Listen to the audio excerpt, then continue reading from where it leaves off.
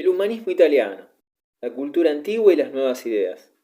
Mientras Cosimo de Medici empleaba todas las sutilezas de su diplomacia en restablecer el sosiego y el equilibrio político en Italia, el Renacimiento se propagaba a todos los países. El propio Cosimo fue uno de sus principales protectores. A él se debe en gran parte el que Florencia se convirtiera en centro de esta vida artística particularmente fecunda y de estas nuevas corrientes científicas y literarias que se engloban bajo el nombre de humanismo. Los italianos del Renacimiento estaban entusiasmados por la antigüedad. Querían vivir, estudiar, pensar y escribir como los antiguos griegos y romanos, y así profesores, monjes, funcionarios y mercaderes rivalizaban en entusiasmo por coleccionar manuscritos antiguos y comentarios sobre los mismos. Las generaciones medievales precedentes habían estudiado también a los autores clásicos, pero sin permitir que su filosofía y su forma de vida influyeran en ellos. Si en la Edad Media se leía a los escritores de la antigüedad, era sobre todo para encontrar materia con que defender la doctrina cristiana. El Renacimiento, por el contrario, estudiaba la literatura antigua por sus valores intrínsecos. Desde sus comienzos, esta corriente estuvo impregnada de nacionalismo. Aureolados de gloria, Escipión y Séneca parecían que se levantaban de su tumba más que milenaria para inflamar de amor a la patria a una Italia que se desgarraba en luchas intestinas. El entusiasmo que animaba a los propagadores de las ideas humanistas logra ser apasionante esta época. Atesoraban objetos de arte antiguo, estaban de moda organizar bibliotecas, reunían verdaderos tesoros artísticos y literarios de todos los lugares donde podían encontrarlos. Niccolini y sus libros. En el primer decenio del siglo XV podía verse en las calles de Florencia un hombre de cierta edad dirigiendo la palabra a los jóvenes transeúntes. Con cierta dulzura impregnada de firmeza les demostraba la vanidad de los placeres materiales y les aconsejaba ante todo el estudio de la antigüedad, porque sólo en ella encontrarían auténtica satisfacción. Niccolò Niccolini, así se llamaba este hombre singular, era el más entusiasta de los bibliófilos de Florencia y además excelente conocedor de los manuscritos antiguos. Su pasión le costaba una fortuna, no por eso Niccolò se descorazonaba. Cuando se le acababa el dinero, podía pedirlo siempre a sus amigos, Cosimo de Medici, por ejemplo. La casa de Niccolò permanecía abierta a todos cuantos deseaban consultar sus colecciones. Él mismo estaba dispuesto siempre para informar y aconsejar a sus visitantes. Uno de sus amigos humanistas, Vespasiano Bisticci, describe así a Niccolò en su casa. Numerosos prelados y jóvenes eruditos le hacían frecuentes visitas. Tan pronto como llegaba un huésped le ponía un libro en las manos, rogándole que lo leyera. A menudo 10 o 12 señores de elevada alcurnia se entregaban al estudio junto a él. A su muerte, la colección de Niccolò comprendía 800 volúmenes, cifra impresionante para aquella época. Había hecho firme promesa de mantener esta biblioteca accesible a todo el mundo. Cosimo de Medici tuvo el mayor interés en que se cumpliera su deseo. Pagó las deudas considerables que Niccolò contrajera e hizo donación de su biblioteca al convento de San Marcos. Allí podían hacer uso de ella cuantos lo deseaban. Así nació en Europa la primera biblioteca pública que se fundó desde la antigüedad. El citado Vespasiano Bisticci era otra figura de primera categoría en los círculos intelectuales de Florencia. Propietario de la mayor librería de la ciudad, Bisticci reunía en su tienda a los florentinos más importantes y cultos. Las memorias de este genial librero describen los personajes que conoció, cuya mayor parte eran íntimos amigos suyos, una obra que todavía se lee con interés. El bibliófilo Poggio Bracciolini.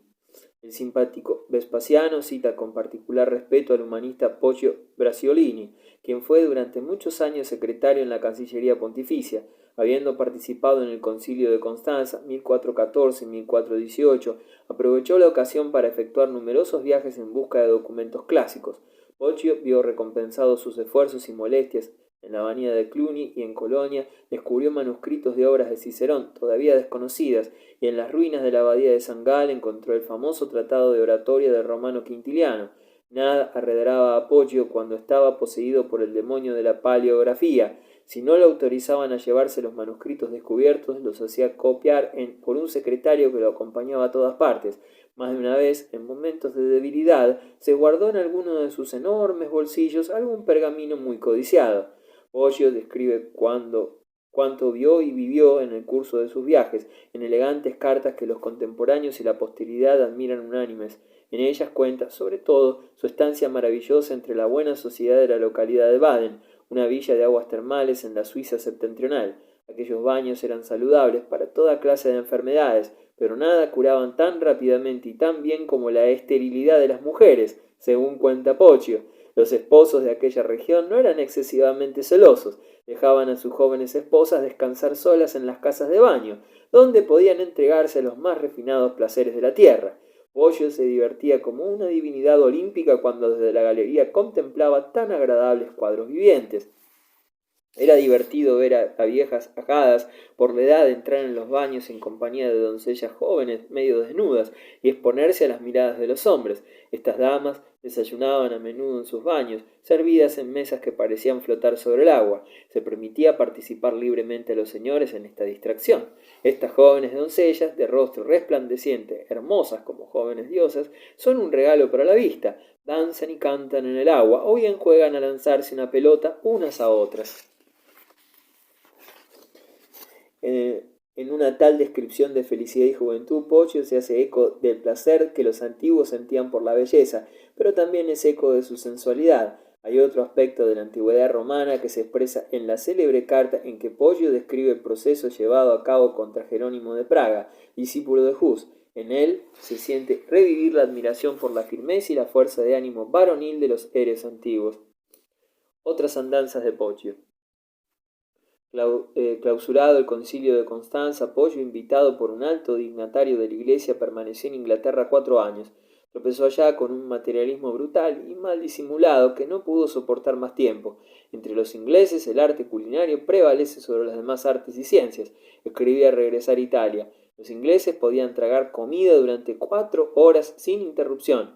4 horas de suplicio para Poggio. Para mayor desdicha, no había ningún manuscrito interesante en aquel país bárbaro. Según Poggio, los conventos estaban llenos de viejos fárragos escolásticos. Desde luego, Italia le sentaba mejor a Poggio. A su regreso fue nombrado secretario en la corte papal. En tierra italiana podía frecuentar el trato con gente culta, que compartía sus gustos y sus ideas. Por lo general, este círculo de amigos se reunía por las tardes en una sala llamada Cuarto de la Mentira. En una ala separada del palacio pontificio charlaban, bebían y se divertían. Allí se contaban los últimos chismes mundanos de Roma y también anécdotas groseras. En sus últimos años, Poggio reunió tales anécdotas en un volumen que obtuvo gran éxito, lo que hizo exclamar a su autor satisfecho: los asuntos más ordinarios pueden ser tratados igualmente en buen latín. Los humanistas italianos eran muy vanidosos y poseídos de sí mismos. Ilustraban a maravilla un aforismo de Poggio que afirmaba que cada cual debía considerar a su mujer y su filosofía como lo mejor del mundo. Ello no obsta para que se considerasen representantes de una cultura nueva y superior. Surgían humanistas en todas las cortes principescas y en las universidades, y eran recibidos en todas partes con los brazos abiertos.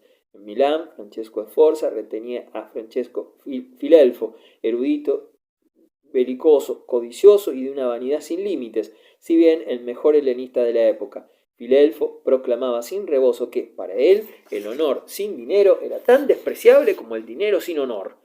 Filelfo, enemigo declarado de los Medici, y Poggio, amigo de Cosimo, entablaron una de esas disputas literarias tan características del Renacimiento. Los dos sabios humanistas se lanzaron terribles diatribas y en libelos muy divulgados se arrojaron recíprocamente injurias mortales y hirientes acusaciones. Según Poggio, Filelfo era un auténtico ladrón y un adúltero, que incluso abusaba de los jovencitos. «Bestia repugnante», exclamaba, «monstruo cornudo, despreciable murmurador, que la cólera divina te aniquile», y Filelfo respondía en el mismo tono, superando incluso a Poggio en su acritud, cosa difícil de lograr. Entretanto, sus contemporáneos presenciaban la escena con gran interés y maliciosa satisfacción, de manera que fue enorme su decepción cuando se enteraron de que ambos enemigos habían hecho las paces. No era preciso molestarse ni indagar las razones del cambio. Filelfo había comprendido que resultaba más ventajoso estar en buenas relaciones con Cosimo de Medici. Rogó pues a Poggio que lo perdonara. ¿Habría dicho su colega quizás a su poderoso amigo algunas palabras amistosas en su favor? El libelista Pietro Aretino. Filelfo y Poggio eran técnicos en el arte de abrirse paso a codazos. Superólos, sin embargo, un hombre de otra generación, Pietro Aretino, quien se dio a conocer durante la primera mitad del siglo XVI y se atrajo el sobrenombre de fustigador de príncipes. Es difícil comprobar la importancia del papel que desempeñó Aretino en el desarrollo de la cultura humanística. Sus obras teatrales son clasificadas entre las mejores de la literatura italiana, y sus libelos le han valido el título de padre del periodismo. fue también a su modo un gran artista, dotado de vigorosa imaginación y profunda cultura. Además, juzgaba a la perfección su época y sus contemporáneos, pero la forma de expresarse en sus críticas ha hecho que se le considere con razón como uno de los personajes menos escrupulosos en la crónica de la literatura mundial. El aretino inició su carrera como auxiliar de un rico banquero romano, a la muerte del Papa León X, y cuando la lucha por la sucesión era más enconada, participó en la controversia con una serie de sátiras en que se mofaba de todos los cardenales de la curia. Poco después ilustró 20 grabados del célebre artista Raimondi, con sonetos licenciosos del mismo cariz. El Papa Clemente VII hubo de intervenir personalmente en el asunto. El aretino se defendió con su brutalidad característica. ¿Qué mal puede haber en que un hombre tenga un amante?, exclamaba. ¿Entra en vuestras intenciones el dar a los animales mayor libertad que a los hombres? Yo dedico mis sonetos a todos esos hipócritas que fingen no estar de acuerdo con aquello que más les gusta. Tamaño escándalo obligó al aretino a abandonar Roma. Se unió a Juan de las Bandas Negras, uno de los condottieri más brutales y famosos de la época, que pertenecía a la familia de los Medici. Durante algunos meses llevaron ambos una vida henchida de aventuras y de proyectos fantásticos. El aretino soñó incluso con un principado para él, pero un día su amigo el condottiero fue herido en un combate. Debido a su estado crítico, era preciso que le amputaran inmediatamente un pie. Cuenta la anécdota que el propio Juan sostuvo la antorcha a cuya luz se le practicó la operación tan dolorosa. Con inmensa pena de su amigo, el condottiero murió a consecuencia de esta intervención. El aretino quedó sin saber qué hacer. Decidió dirigirse a Venecia. Quería enriquecer su pobreza, decía, con la libertad veneciana. El aretino gozó la mejor época de su vida en aquella ciudad. Pronto encontró allí las relaciones que tanto necesitaba. Llegó a ser amigo íntimo del gran pintor Tiziano, obtuvo la protección de Carlos V y también la del rey de Francia, Francisco I, enemigo declarado del emperador. Ambos preferían subvencionar al aretino antes que verse atacados en sus escritos. Cuando el dinero llegaba ya en abundancia a sus manos, el aretino se instaló en una magnífica mansión junto al Gran Canal, viviendo en medio del lujo y de la opulencia. En esta casa, que se hizo célebre, mantenía lo que podría llamarse un harén, donde numerosas damiselas cuidaban de sus asuntos domésticos, le otorgaban sus favores y le proporcionaban hijos. A veces las había acogido en su casa solo porque no tenían a nadie a quien acudir. Ellas podían permanecer con él todo el tiempo que desearan, pues el aretino, que mostraba tanto cinismo y brutalidad en perseguir a ricos y nobles, sentía profunda compasión por todos los desheredados, jamás rehusaba tenderles una mano protectora. No hay en todo el Renacimiento un materialismo más radical que el de Pietro Aretino. Los eruditos que han estudiado su correspondencia, examinando con detenimiento sus concepciones filosóficas, manifiestan que su extraordinaria seguridad en sí mismo estaba menos justificada de lo que pueda creerse. El aretino era una personalidad puramente negativa, incapaz de construir, solo sabía destruir. No poseía ninguna convicción seria ni firmeza de carácter. Existen numerosos indicios que demuestran que él se percataba perfectamente de ello. Lorenzo Valla, un humanista radical. No todos los humanistas eran filelfos o aretinos. La mayoría se hallaban poseídos de sincero ideal de sumisión y trabajaban según un programa establecido que sería de la mayor importancia para el desarrollo de la cultura humana. Su objetivo era descubrir un método que permitiera someter a examen concienzudo todas las obras que constituyesen el fundamento de la cultura europea y rechazar todo cuanto no fuera auténtico.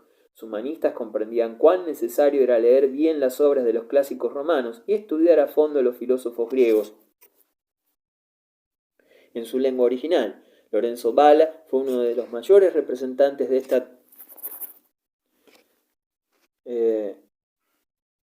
tendencia. Vivió en la primera mitad del siglo XV y ha sido llamado el humanista radical, para hacerse cargo del ideal que lo animaba y de las concepciones en que fundamentaba su trabajo. Era preciso leer su obra maestra, Elegantiae Latiniae Linguae. Valla era uno de esos hombres que se llevan la pasión de la polémica en sus venas. Se creía obligado a sustentar en todas las cosas una opinión muy personal y opuesta a la de sus contemporáneos. En su primera obra, del deleite, solo se propuso sorprender y llamar la atención.